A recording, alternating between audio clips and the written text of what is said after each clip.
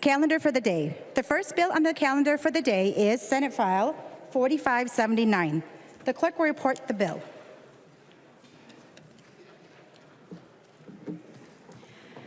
Senate File number 4579, number 1 on the calendar for the day.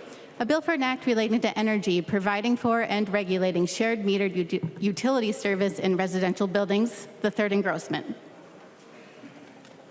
Representative Hollins, before you explain your bill, do you want to put the House language into your bill? Thank you, Madam Speaker. Yes, I would.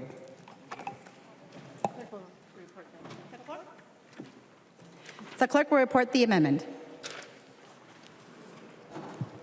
Hollins moves to amend Senate File number 4579, the third engrossment, as follows. The amendment is coded DEA 4558.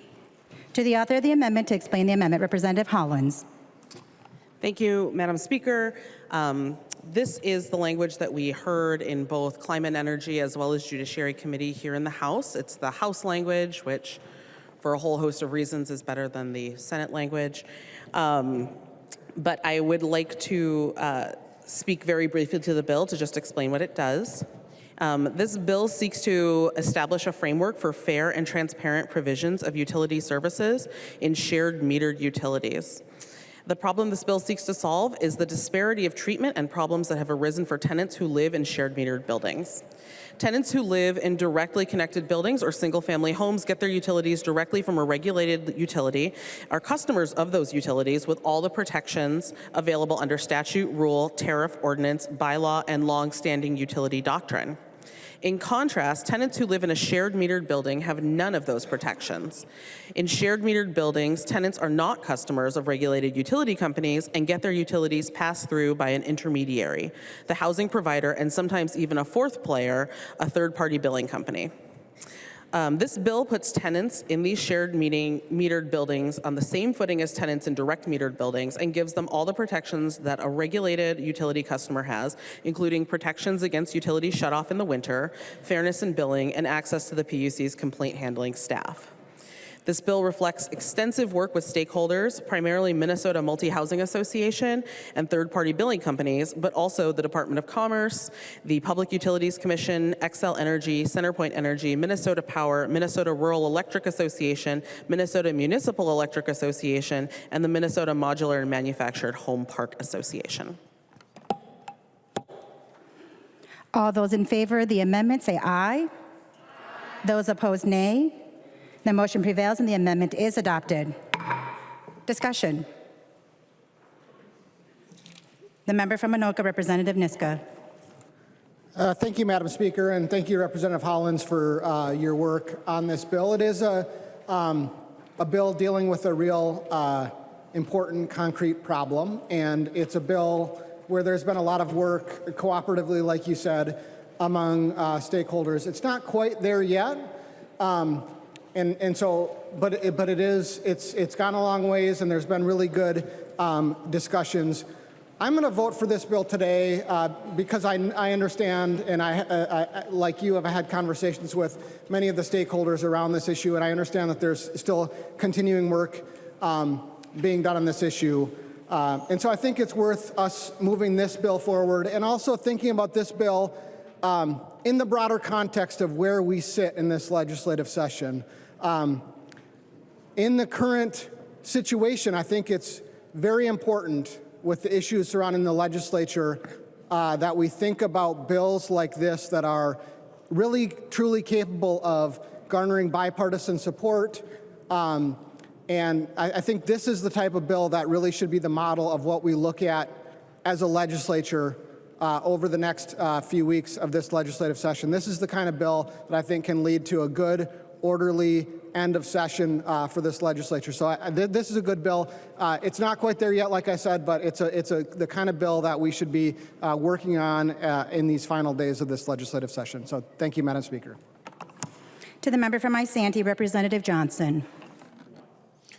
Madam Speaker, members, as Representative Niska said, there's some good work being done in this bill. Unfortunately, it's not quite there yet, and hopefully it'll get fixed in conference committee. But I have a feeling it could have been fixed before that.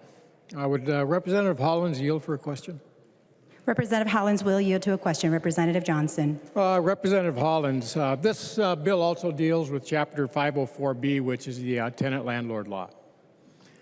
I'm just wondering if you could explain why this bill never came to the Housing Committee. Representative Hollins. Thank you, Madam Speaker. Thank you, Representative Johnson. I don't have a concrete answer for you on that. We asked which committees it needed to go through, and they said Climate and Judiciary, and nobody had mentioned it going to Housing previously. I would not have been opposed to that, but we just did what staff told us we needed to do. Representative Johnson.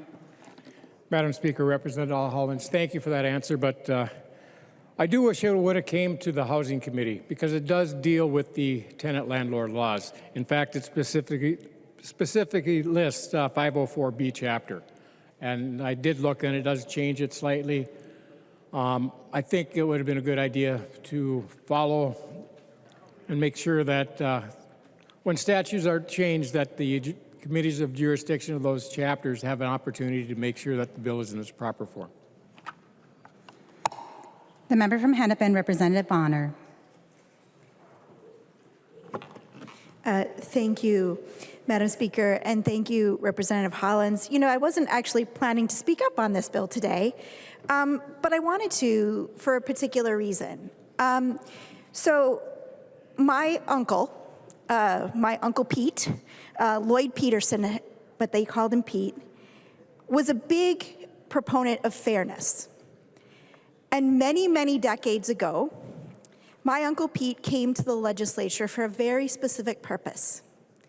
An old school Republican who believed deeply in the concept of fairness discovered that one neighborhood near him in St. Paul was paying different prices for their electric bill than he was. And he found that to be fundamentally unfair. Why, when you're using the same electric, should you be charged differently based on the neighborhood in which you live? This bill today takes another step in saying we need to make sure that we are equitable in the way that we do business. And so, by the way, that bill did pass in the legislature. So I just wanted to say a debt of gratitude to Representative Hollins and to the members who've worked on this bill, because it shows quite clearly that members, no matter what side of the aisle we come from, we can agree on basic fundamental fairness, and this bill does that. Thank you for that, and I urge folks to support it and vote green. Further discussion. Representative Hollins. Thank you, Madam Speaker. I just have a few closing thoughts. So before I started working on this piece of legislation, I didn't actually know that it was much of an issue. And since I started working on it, people have been coming to me telling me about the stories of their experiences with this. So for a bill that is, I don't know, I would say more technical and not quite as sexy, it really has real impact on people's lives. I met with a woman who didn't receive a utility bill for months because of a clerical error, and then was asked to pay $500 all at once with no recourse and no option for a payment plan. I met an elderly woman who had inconsistent and unclear fees added to her electric bill with no explanation, and it was incredibly difficult for her to budget how to pay her utility bills on a fixed income because of that. I met a young man who was not allowed to pay his rent until he had paid his utility bills, which effectively put him at risk of eviction simply for having a late utility bill. And I feel like everybody here can relate to having a late utility bill. I literally have one in my purse right now that I'm gonna try to pay during this floor session. So what this bill does is it makes sure there's consumer protections for everybody, that there's equitable allocation of the energy that's being used, and that there's regulatory oversight. It provides a guarantee of transparency, consistency, and consumer protections for one of the most important necessities in our modern world, electricity. I would love to see that board light up green. I hope you can support the bill. Thank you. The clerk will give the bill its third reading. Third reading, Senate File Number 4579, as amended. Third reading. Any further discussion on the bill? Seeing no further discussion, the clerk will take the roll.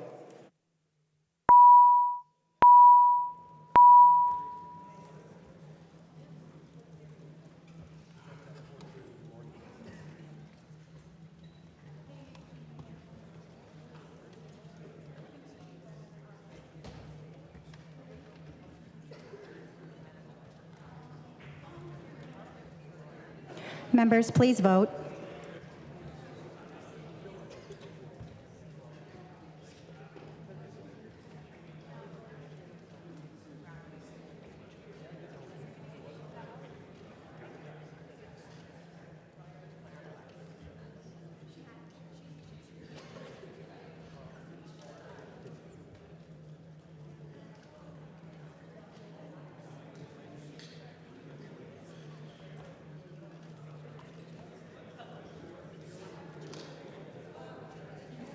Will the chief clerk call the names of the members voting remotely?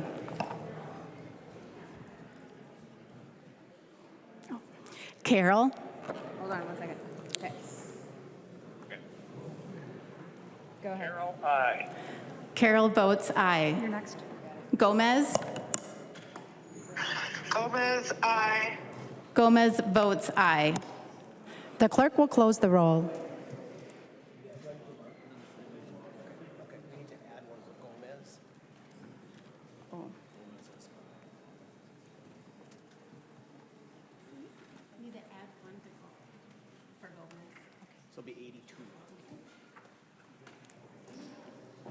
There being 82 yeas and 44 nays, the bill is passed as amended and its title agreed to.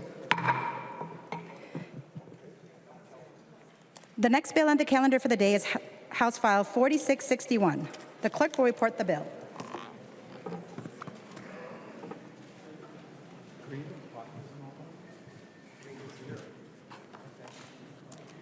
House File Number 4661, number 2 on the calendar for the day.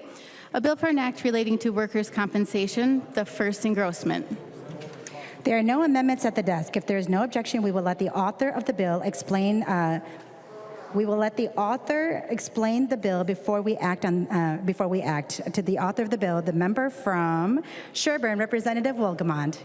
Well, thank you very much, Madam Speaker and members. I rise to ask for your support for House File 4661, which is the bill that contains the recommendations from the Workers' Compensation Advisory Council. A little background for you, Madam Speaker, on the WCAC. It is a unique creation of the legislature that exists to review and recommend changes in our state's workers' compensation laws. There are members from the legislature, both parties, both chambers. Here in the House, it's myself and my good friend, Representative McDonald.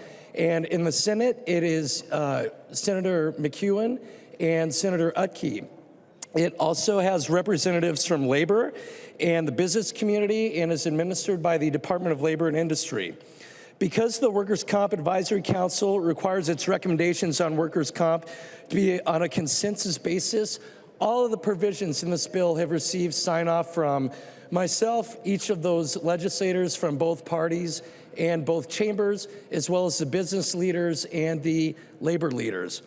Some of the more noteworthy provisions of this bill, Madam Speaker, Section 4 increases the maximum fees paid to an attorney for an injured worker. Section 5 increases the maximum wage replacement for injured workers with a total temporary disability. Section 8 allows an injured worker to seek rehabilitation services from the Vocational Rehabilitation Unit while a dispute on coverage is pending if the injured worker files in a timely objection on discontinuance.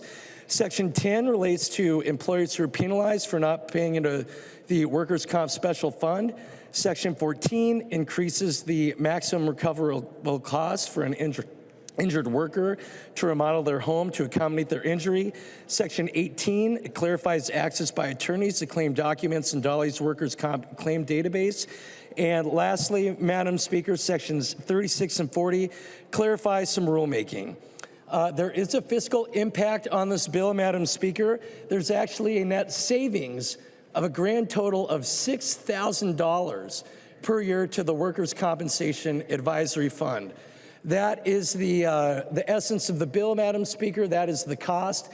And in closing, I would just like to thank all of the members of the Workers' Compensation Advisory Council, specifically, and you'll see a letter in your packet from these folks, Madam Speaker and members, Doug Loon, the president of the Minnesota Chamber of Commerce, Bernie Burnham, the president of the AFL-CIO, Nicole Blissenbach, the commissioner for the Department of Labor and Industry, and all of the members for their support in getting this consensus bill together. In closing, I'm very proud of the work that is done by the Workers' Compensation Advisory Council. This bill is a result of many, many hours of meetings and negotiations. And I think that as a state legislature, we should all look to the Workers' Compensation Advisory Council as an example of how to work together to build consensus and get things done that are going to improve Minnesotans' lives. Thank you, Madam Speaker. The clerk will give the bill its third reading. Third reading, House File Number 4661. Third reading. Discussion to the bill.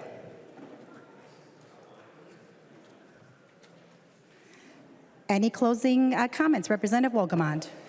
Thank you, Madam Speaker and members. I ask for your green vote for House File 4661. The clerk will take the roll.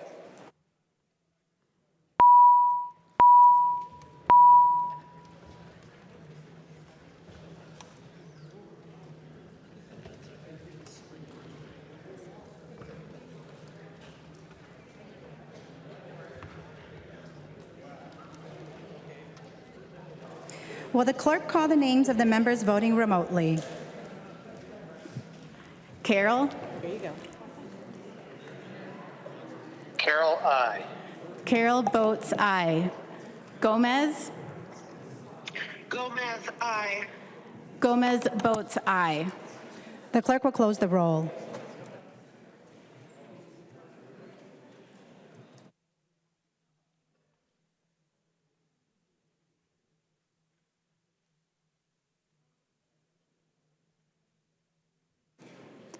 There being 129 yeas and 0 nays, the bill is passed and its title agreed to. The next bill on the calendar for the day is House File 3800. The clerk will report the bill. House File Number 3800, number 3 on the calendar for the day, a bill for an act relating to cooperatives, the first engrossment. There are amendments at the desk. The clerk will report the amendment. Oh, actually.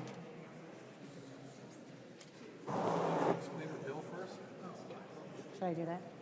Okay. Do you want to give that back? Call on Norris and have him explain the bill. To the member from Anoka, Representative Norris to explain the bill. Thank you, Madam Speaker. House File 3800 at its core is about making it easier to form housing co-ops here in Minnesota. We don't currently have a housing co-op statute here in our state, and this means that they're currently governed by a hodgepodge of other statutes. The utility co-op bill or statute, the ag co-op statute, our nonprofit statutes. Essentially, housing co-ops have been the legal equivalent of trying to fit square pegs into round holes. With housing cooperatives becoming an increasingly popular part of our housing continuum, particularly for achieving our goals of affordable housing, the time has come for Minnesota to adopt its own unique housing cooperative statutes.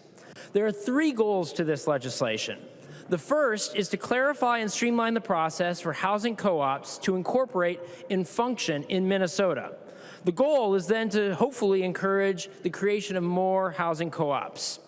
Our second objective is to preserve Minnesota's existing cooperative and housing statutes so that they can continue to work for the types of cooperatives that they were originally designed for, while getting these housing co-ops out of the figurative hair of these other co-op statutes. And the third goal is streamlining access to funding for housing cooperatives. We believe that by defining housing cooperatives in statute, funders will now have a set of criteria by which to evaluate their investment and set their standards. I've mentioned before the high amount of manufactured housing in my House district. And one of the sectors of the housing continuum that we've seen the most growth in cooperatives is in the manufactured housing space. This bill will make it easier for residents in my district and districts all across the state to form resident-owned cooperatives if their park is sold. I want to thank my bipartisan set of co-authors on this bill and the diverse coalition of cooperative and affordable housing stakeholders who helped craft this legislation. And I look forward to discussion of the bill. Thank you, Madam Speaker. There's an amendment at the desk. The clerk will report the amendment. Norris moves to amend House File Number 3800, the first engrossment, as follows. The amendment is coded A6. To the author of the amendment, Representative Norris. Thank you, Madam Speaker. That is my amendment. The A6 amendment accomplishes two main things. First, it incorporates feedback from the State Bar Association's Common Interest Ownership, or HOA, section. It clarifies that the bill is establishing housing co-ops as their own corporate form in our state statutes. It clarifies that housing co-ops are still subject to the consumer protection and governance provisions in 515B, our Common Interest Ownership Act. It clarifies that in the case of a conflict between this bill and 515B, that 515B would govern, and it pushes back the effective date of this bill to August 1st, 2025. The goal is to accommodate some expected changes to the 515B statute over the next year. The second thing this amendment does is our Eagle Eye House research team noticed that one of the cleanup amendments we put on early on in the committee process did not get engrossed properly into the bill, and so it simply reincorporates those changes so that they get engrossed. Thank you, Madam Speaker. Discussion to the amendment. There being no discussion, all those in favor of the amendment signify by saying aye. Those opposed say nay. The motion prevails and the amendment is adopted. There's an amendment at the desk. The clerk will report the amendment.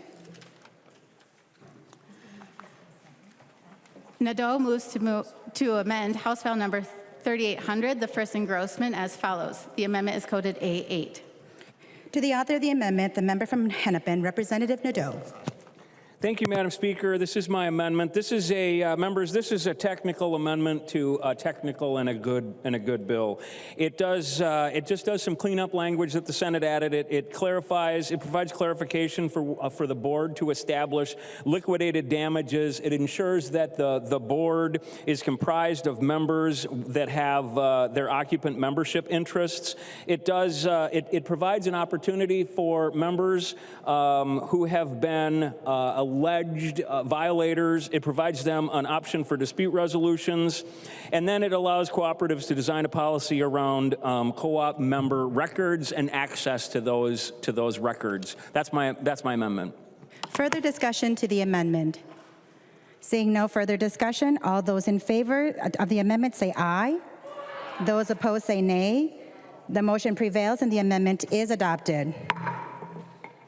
There are no further amendments to the desk. The clerk will give the bill its third reading. Third reading, House File Number 3800, as amended. Third reading. Discussion to the bill is amended.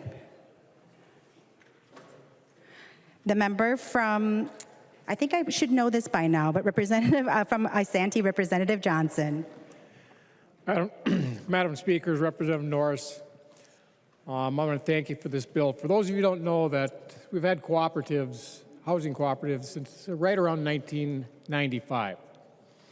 The tough part is their statutes that govern them are all over our statute books. Representative Norris, I want to thank you for consolidating them in one place so they'll be able to get their information at one spot. So thank you very much for that. And overall, I think this is a good bill. It's something that was been needed for quite a while. Thank you. Any further discussion? To the author of the bill as amended, Representative Norris. Thank you, Madam Speaker. And again, just want to thank my colleagues for the bipartisan cooperation on this bill. It will make it easier and allow us to create and preserve more affordable housing here in the state of Minnesota. I encourage members to vote green. There being no further discussion, the clerk will take the roll.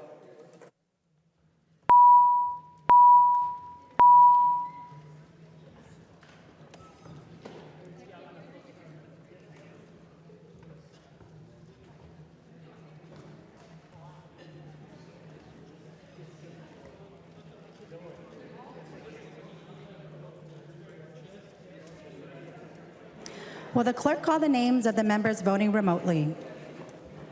Carol? Athena. Carol, aye. Carol votes aye. Gomez? That's you. Do I go? Go. Gomez, aye. Gomez votes aye. The clerk will close the roll.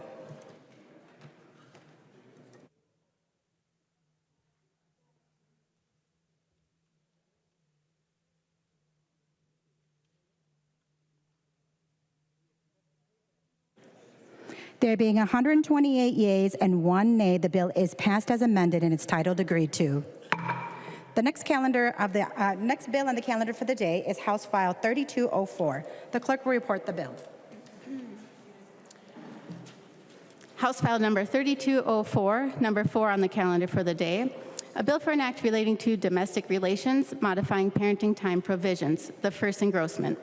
To the author of the bill, the member from Ramsey, Representative Moller. Thank you, Madam Speaker. And members, this legislation is the result of a 5-year collaboration between the Bar Association, the Academy of Matrimonial Lawyers, and the National Parents Organization, a shared parenting advocacy group.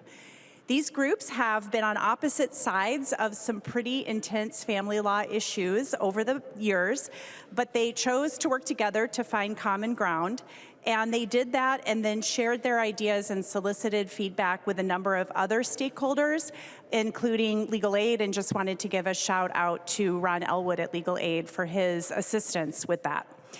The bill before you today, members, makes several changes that will make parenting time issues less contentious and more child-centered. First, this bill encourages substantial parenting time for fit parents and emphasizes that the current statutory parenting time baseline of 25% is actually the floor and not the ceiling. This bill strengthens a court's ability to deal with situations where a party unreasonably fails to comply with an order or decree, or situations where a party intentionally interferes with another party's parenting time. The bill also allows parties to get quicker access to court hearings when one parent is unreasonably denying the other parent access to a child or to financial resources. This will allow these common sources of conflict to be addressed more quickly, and rather than fester and create more tension between the parties and for the child. Ultimately, the overall goal of this legislation is to keep a focus on what's best for the kids and to reduce situations where they are caught in the middle of prolonged conflict between their parents. This bill will substantially improve the family court experience for many Minnesotans, and I look forward to your questions. Thank you, Madam Speaker. There's an amendment at the desk. The clerk will report the amendment. Moller moves to amend House File number 3204, the first engrossment, as follows. The amendment is coded A4. Representative Moller to explaining the amendment. Thank you, Madam Speaker. This amendment does 3 things. First, it just has a technical fix by assigning a statutory citation to the first section of the bill. Second, it clarifies what is meant when parties are required to communicate in writing by referencing another statute that defines that. And it clarifies that a court should consider a party's ability to pay costs and fees. And if the payment is required, the amendment clarifies that direct contact between the parties is not required. That's what it does, and I hope you will vote yes for the amendment. Thank you. Discussion to the Moller amendment. The member from Anoka, Representative Scott. Thank you, Madam Speaker, and thank you, Representative Moller, for the amendment, and I would encourage members' support. Any further discussion? There being no further discussion, all those in favor of the amendment say aye. Those opposed say nay. The motion prevails and the amendment is adopted. The clerk will give the bill its third reading. Third reading, House File number 3204, as amended. Third reading. Discussion to the bill is amended. The member from Anoka, Representative Scott. Thank you. Thank you, Madam Speaker, and thank you, Representative Moller, for carrying the bill. I'm a co-author. You have a lot of Republican co-authors on this bill, and while it comes short of what some of us would really like down the road here, it does do a lot of good things, and it puts the kids in the driver's seat, so to speak, and really protects them and holds both parents accountable in this situation. If one is denying the other court-ordered parenting time, then they need to be held accountable for that action too.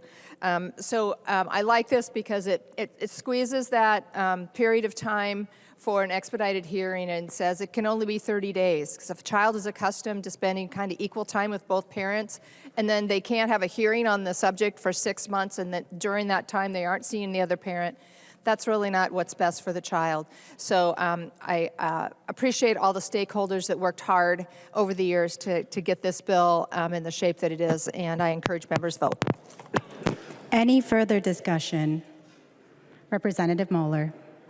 Thank you, Madam Speaker, and thank you, Representative Scott, for being a co-author and for your hard work on parenting issues over the years. Really appreciate that, and also to all the members who signed on. I do have a lot of GOP co-authors on this bill, so thank you to all of you signing on, and encourage more members to sign on as well.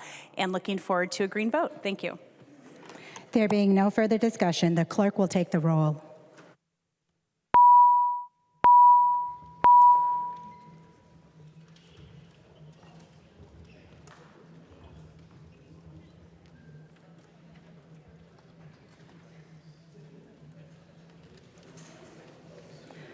Will the chief clerk call the names of the members voting remotely? Carol?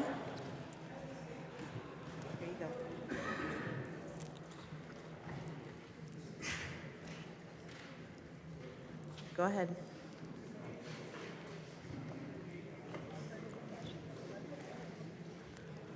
Ned, are you there? Yep. Okay, go ahead. Yep. Carol, aye. Carol votes aye. Gomez? Gomez, aye. Gomez votes aye. The clerk will close the roll.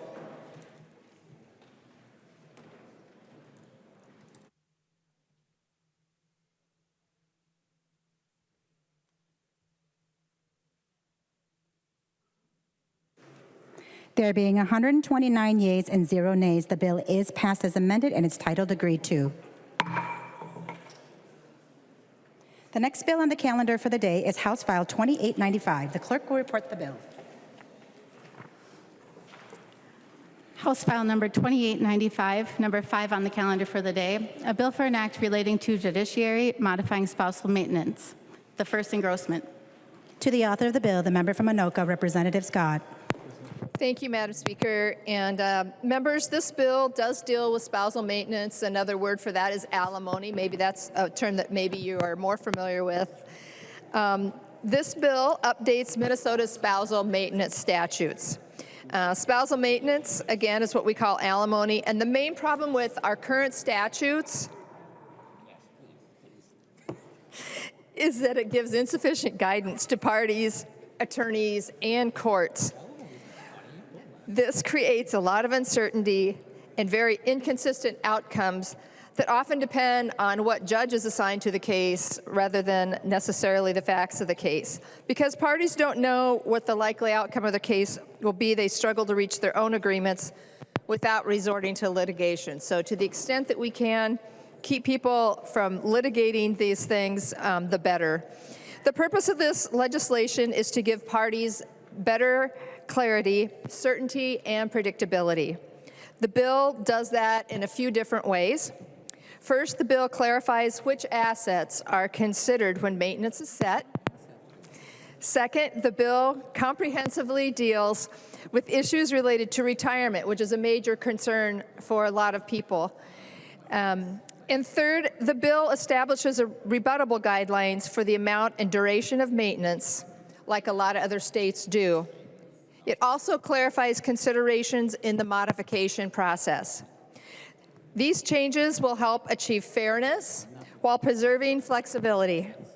The result should be fair settlements for parties and a lot less litigation and strain on our courts. And I would appreciate your support for the bill and would stand for questions. There's an amendment at the desk. The clerk will report the amendment.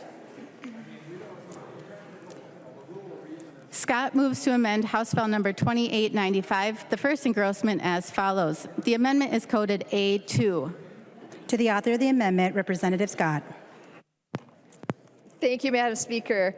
This is a technical amendment, folks. Most issues related to spousal maintenance are dealt with in 518.552. However, maintenance modifications are currently addressed in 518A.39. The underlying bill moves maintenance modifications from 518A.39 into 518.552 so that all the maintenance issues are located in the same place. All this amendment does is remove references to spousal maintenance in 518A.39 because they are no longer necessary there. So I would appreciate members' support on the amendment. Thank you. Discussion on the Scott Amendment. There being no discussion on the Scott Amendment, all those in favor of the amendment say aye. Those opposed say nay. The motion prevails and the amendment is adopted.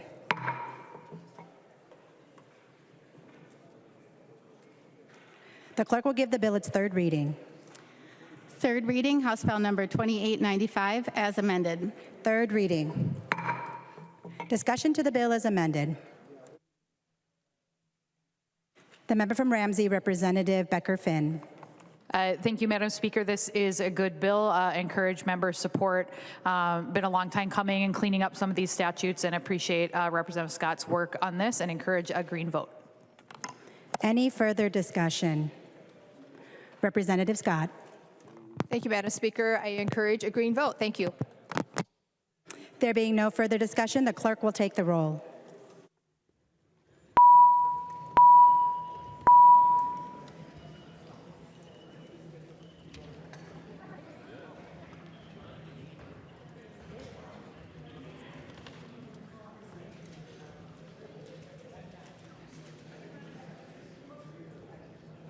Will the chief clerk call the names of the members voting remotely? Carroll. Here you go. Carroll, aye. Carroll votes aye. Gomez. Gomez, aye. Gomez votes aye. The clerk will close the roll.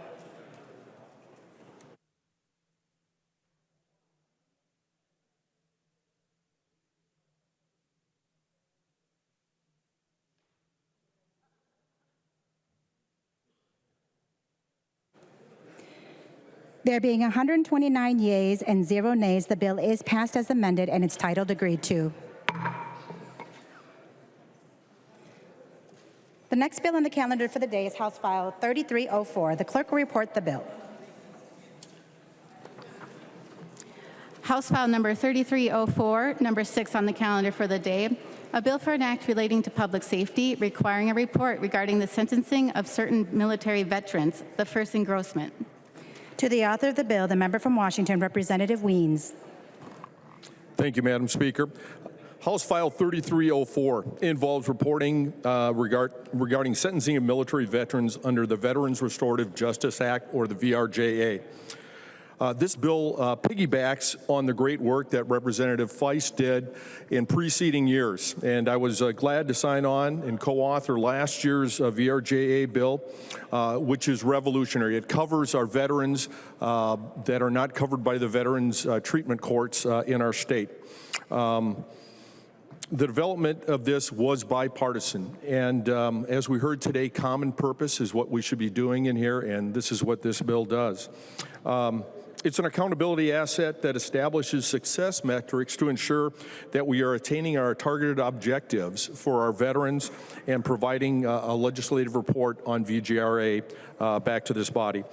Similar to the Veterans Treatment Courts, which have been around for over a decade, they have developed a set of metrics which we are understanding and servicing so that our veterans are keeping with their best outcomes by understanding those metrics. During the interim, I had the opportunity to tour many veterans treatment courts and sit in on their important evaluation process to ensure that we are really helping the veterans along their way and path of restoration. The reporting metrics are really important to understand how this law is going to work and adjustments that are needed so that the veterans, the VRJA is as successful as our veterans treatment courts. Madam Speaker, I have an amendment to this bill. There's an amendment at the desk. The clerk will report the amendment. Wiens moves to amend House File Number 3304, the first engrossment, as follows. The amendment is coded A3. To the author of the amendment, Representative Wiens. Thank you, Madam Speaker. The A3 amendment. When I presented this bill, House File 3304, to the Sentencing Guidelines Commission earlier this year, they appreciated my efforts and were supportive by unanimously supporting this bill.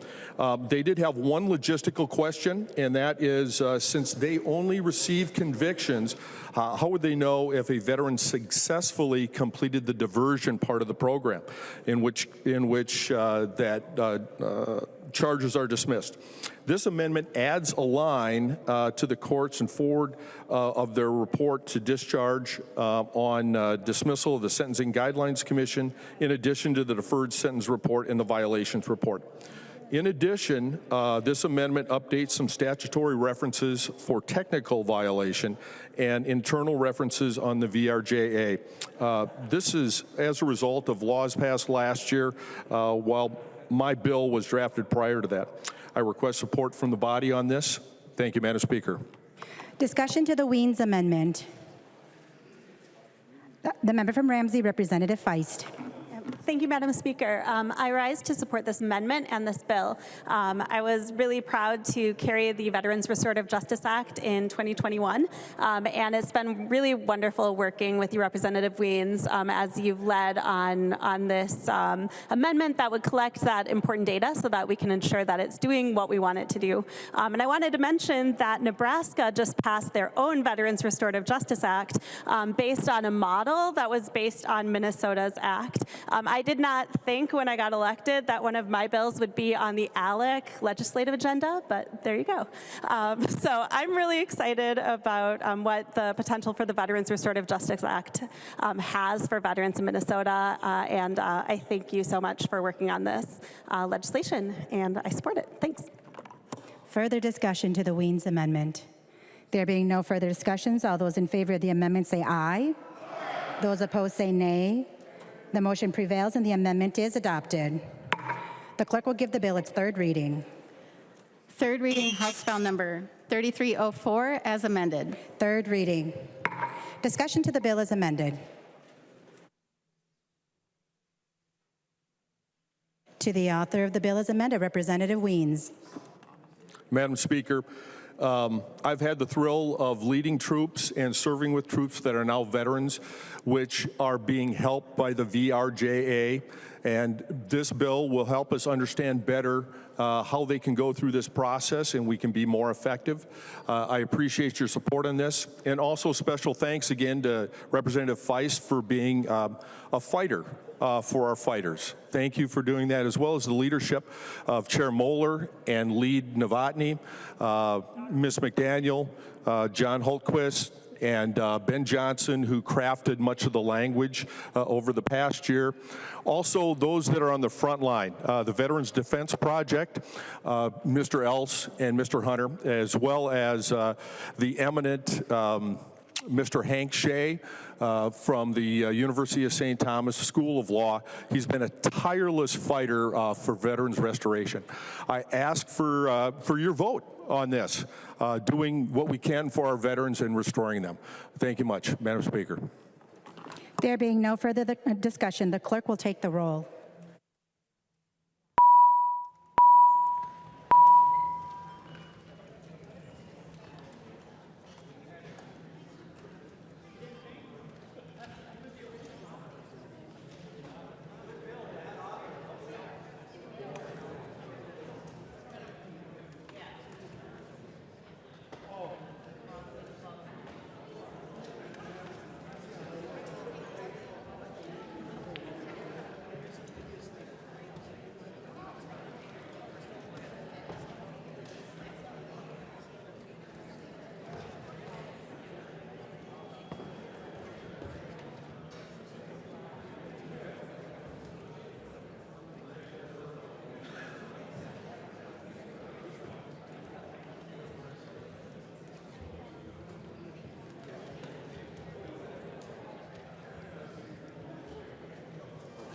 Will the chief clerk call the names of the members voting remotely?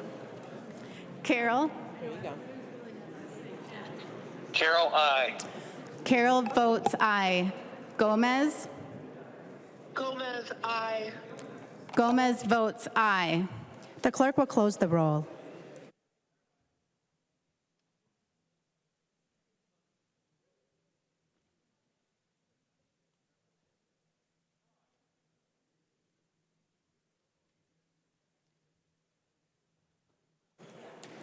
There being 129 yeas and 0 nays, the bill is passed as amended and its title agreed to. If there are no objections, we will revert to the orders of business report of standing committees. Reports of standing committees and divisions.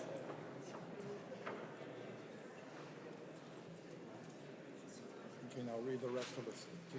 A copy of the order of business is on your desk and online. If there is no objection to the reports, it will be adopted. Hearing no objection, the reports are adopted. Motions and resolutions.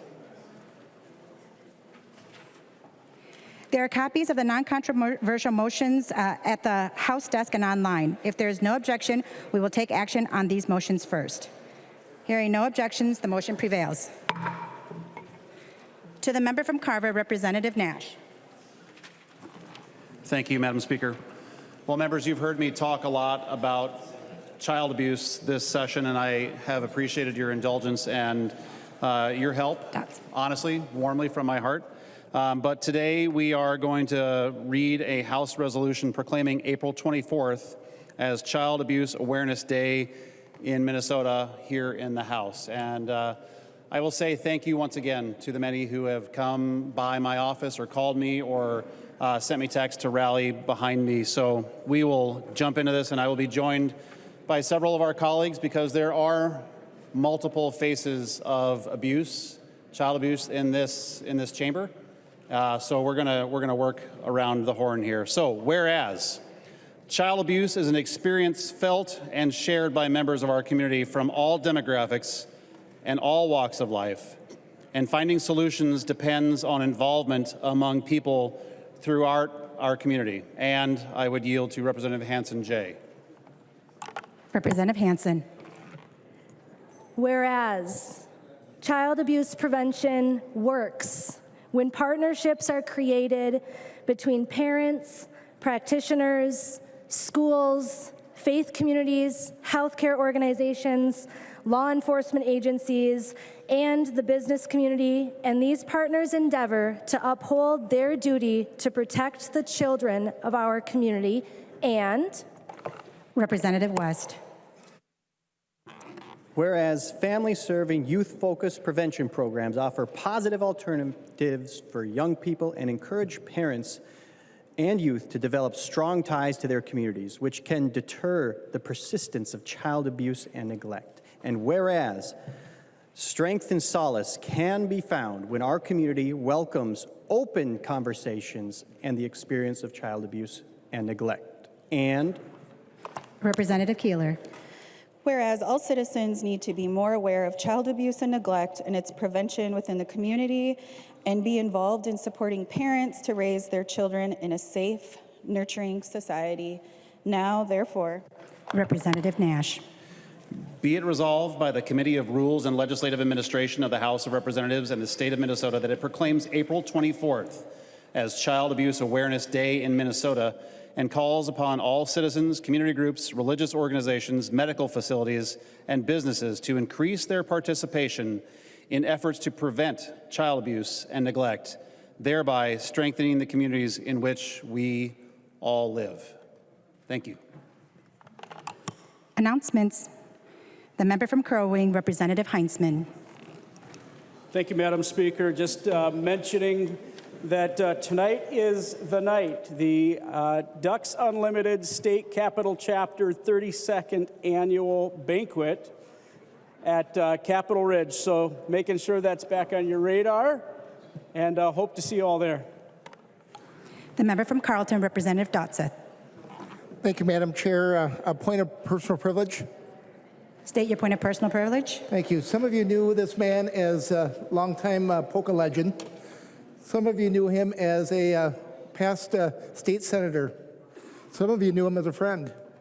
I'm honored to say that I knew him as a friend and all two of the above, as well as my state representative as far as senator. I'd like to announce the passing of Florian Chmielewski, and I would ask for a moment of silence, please. Members, a moment of silence.